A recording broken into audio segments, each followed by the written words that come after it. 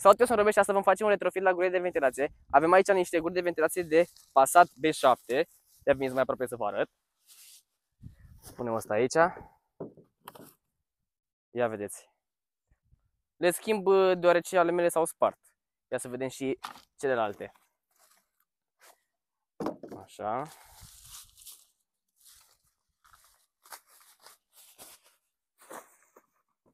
Sunt și cromate, au piano black. Foarte frumoase. Ia. Și ultima, una e mai mare, una e mai mică, deci bănuiesc că asta mai mică o să fie la partea șoferului. Are niște cablaje, momentan nu știu ce cu ele, dar vedem când le demontăm pe ale mele. Poate am și eu ceva cablu. Asta este la șofer. Foarte frumos, finuț. Și pe lângă montarea acestor guri de ventilație, după cum bine ați văzut în videoclipurile anterioare, nu am footrest-ul de Airline, așa că am cumpărat unul și îl vom adăuga. Lângă montarea acestora, o să trească să repar camera de mașină, deoarece s-a ars cea veche. O să vă arăt și pe videoclip cum o să fac aceasta. Așa că hai să trecem la interior. Și priviți aici cum arată gurile de ventilație. Aceasta este spartă la maxim. Am vrut să bag telefonul în suport și uitați ce am făcut. Și aici pe dreapta este decât puțin ciobit aici, dar nu pot să mai mișc de ăsta. Pe dreapta este perfect. Am uitat să vă arăt și camera de mașalier. E decât o cameră normală, nu o să mai avem nevoie de cabluri, dar le vom ține că mereu o să fie utile. Asta este camera. Decât de partea asta avem nevoie, că cablurile sunt deja trase. Ia uitați. Mușică cât de cât. O să punem până la urmă o cameră de mașalier care va ieși direct din emblema Volkswagen, dar până atunci o avem pe aceasta.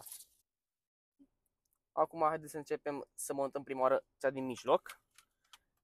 Încercăm să o scoatem fără să zgâriem ceva și fără să o rupem. Bun. Mamă, îmi pocnește. Că prima oară o să iasă grila și de-abia după o să scoatem totul. Uitați, s-a și rupt, cum am zis, sunt gătite rău de tot. Sau poate e vina mea, poate sunt eu prost.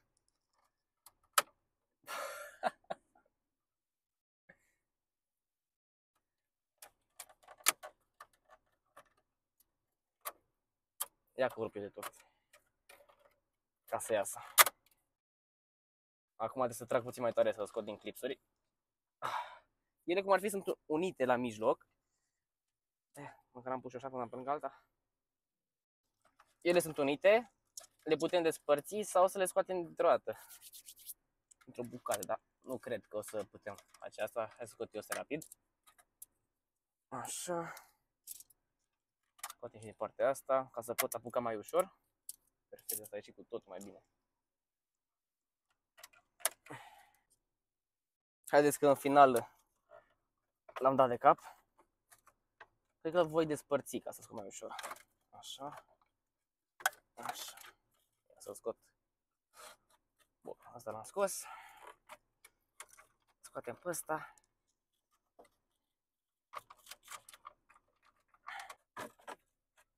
Bun. Verificăm dacă a căzut ceva acolo. N-a căzut nimic. Cu ocazia asta vă arăt și cum se restează flapsurile. De pe butonul Econ. Ia uitați aici cum s-au închis.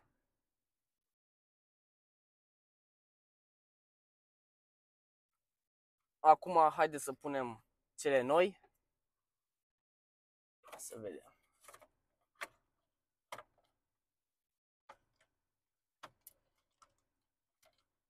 Bun, acum trebuie să băgăm în clipsuri. Aici a intrat, aici a intrat. E perfect. Ia să și testăm. Să pornim. Altceva, tat. Parcă îmi ia și puțin cromul ochii, dar când o să le punem pe toate să fie bestial. Hai să trecem și la celelalte. Parcă și bagă aer mai tare. Dar cred că e decât pe creierul meu. Dar dă, spuneți și mie cum dau. Altceva, da. Aici este piano black. O să trească să iau eu acum o cârpă să șterg unde am dat cu degetul, dar e și păcat să nu ai ceva să ștergi în mașina asta. Altceva. Să dau volanul mai în jos. Nu vă luați de rezervorul meu imediat, merg să-i fac plinul. Haideți să dau ăsta jos. Asta deja e spart. N-am ce să mai... Am ce să mai am grijă de el. Nici de aceea n-am putut să am grijă, dar asta e. Poate sunt eu prea prost ca să le scot. Stai să iau înapoi astea. Cred că mai bine scot... E mai ușor să... Iese? Nu, mai bine scot eu toate astea. Cine știe că nu o să am nevoie de ele. Nu strică. Bun. Cred că iese și singur.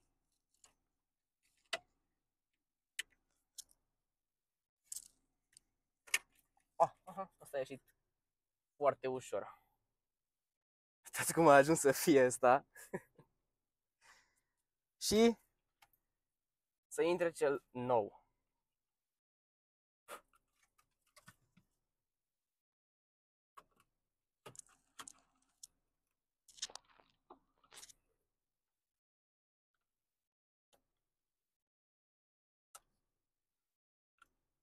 Perfect. Ia să vedem și merge. Da, tată. Altceva. Ia la asta să avem și noi grijă să nu o spargem. Sau poate o spargem și pe asta. Am văzut că sunt pricepuți să le sparg.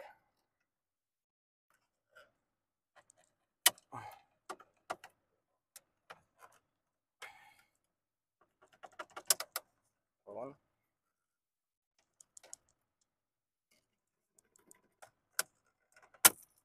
Perfect. Hai că n-am rupt-o. Una a scăpat. No, mai ușor să trag astea.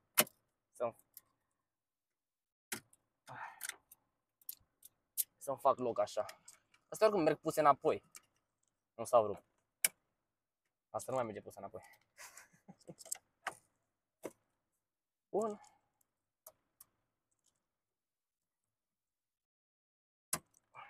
Bă, ce plastic firav.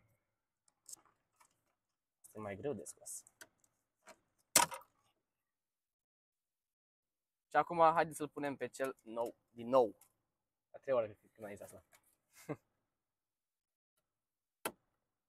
Bun. Perfect. Da, tată, altceva cum dau toate așa. Am și murit de puțin mâini. Am și rupt 3 astea, dar n-aveam cum să nu le rup. Acum haideți să trecem la footrest-ul, să-l montăm. Nu vă luați de jegul care e în mașină, n-am apucat să o spăl, a și plouat. Și trebuie decât să tragem de footrest-ul vechi. Opa, poate rupem și pe asta ca celelalte. Sper să nu. Bun, a ieșit din cleme.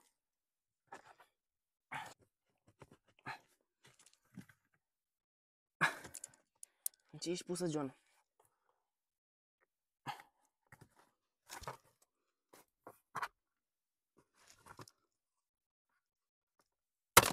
Oh. A ieșit. Hai să luăm pe cea nouă. Vă și arăt mai bine. Ia uitați aici. Altceva. Pe lângă ăla murdar. Și cu gumă pe el, dacă ați văzut mai bine. Hai să-l montăm. Și trecem la camera de mașalier.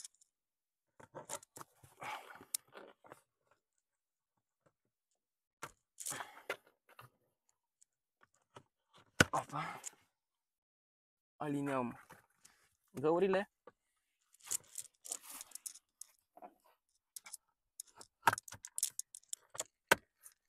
Și apăsăm. Gata, tată. Uite cât de ușor. Cum s-a schimbat locul la interior. Uitați pe asta veche, cu gumă lipită. Nici măcar n-am mai stat, că am știut că o să-mi comand alta. Și uitați pe asta nouă. Diferența de acela pământ.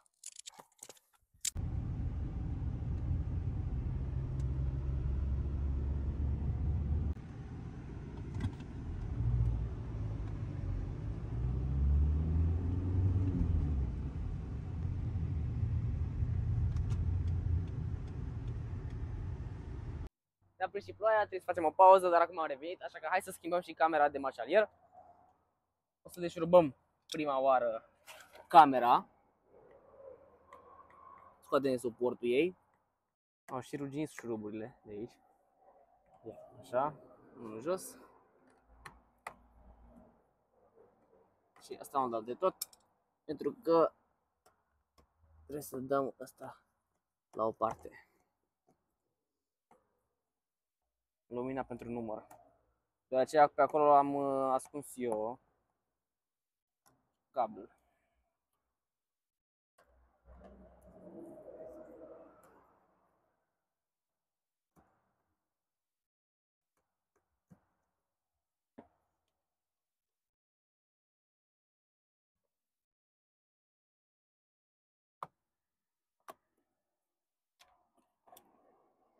Bun, ăsta a ieșit. N-am mai filmat toată montarea camerei, deoarece după videoclipul era prea lung și am ales să fie unul puțin mai scurt și la obiect. Așa că hai să vă arăt cum este camera acum. Ia să băgăm în mașalier. Să vedem. Hai să prind și noi senzorii. Ia uitați, stați puțin să trag mașina puțin mai în față. Așa. Să vedeți ce unghi larg are. Perfect. Ia să și parcăm cu ea. Ia. Senzorii deja ne-au zis ca să oprim, dar uite că mai putem. Avem cameră și vedem. Asta, e destul. Înainte de încheiere, vă las un videoclip cu toate lucrurile pe care le-am schimbat în acest videoclip.